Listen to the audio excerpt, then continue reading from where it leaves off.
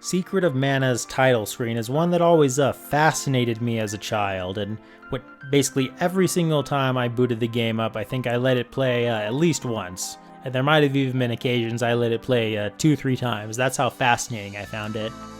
Darkness sweeps the troubled land as Mana's power fades.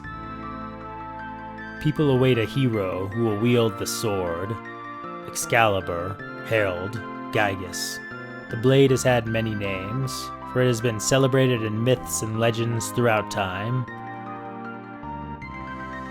But all of these speak to just one weapon.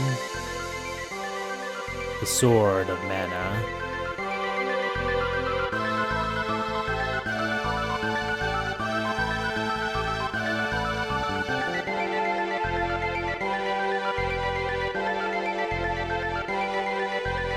Now, looking at it today, you can see the image is actually, which is meant to be a punched-in version of this art that always used to represent the game of our three heroes standing before the mile-high mana tree.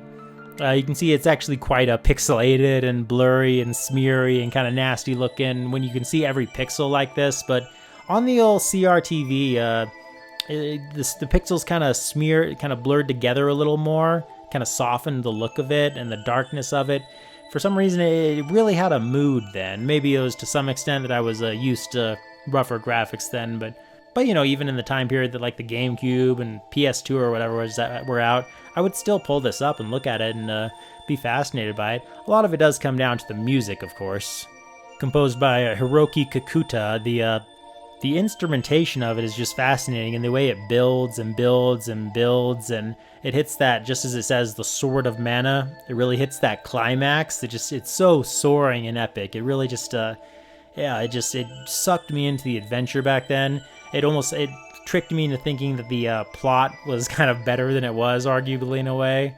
Which, let's be honest, Secret of Mana, the story and lore and characterization, not really up to par with kind of like the Super Nintendo Final Fantasy games or Chrono Trigger or probably even other RPGs of the day. It's basically Mana's power fades, things suck, there's this super cool weapon that'll take care of it. But just the depiction of this title screen, it makes you think that the lore and story are deeper, or at least they have kind of a mythological depth to it, a soaring nature to it, you know? And I just love that whole concept of all these weapons throughout time, throughout the eras. They all speak to one weapon. That just really just fascinates you to think about it. It's almost underwhelming when you get the Sword of Mana in the game, just like, oh, it's just a sword. It just hits for more than other swords. And you use it to fight the final boss, obviously, but it doesn't do anything as magical as all that. It doesn't even shoot beams like A Link to the Past. But yeah, this title screen is one that really grabbed me.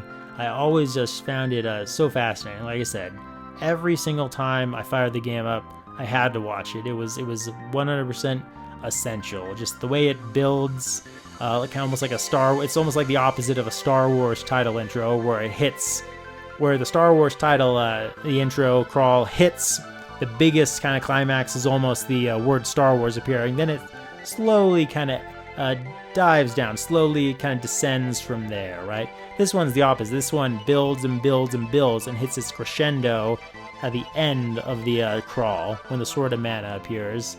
And then it fades down, you know, copyright squares off, but then your eyes go up to Secret of Mana and you whisper, Secret of Mana.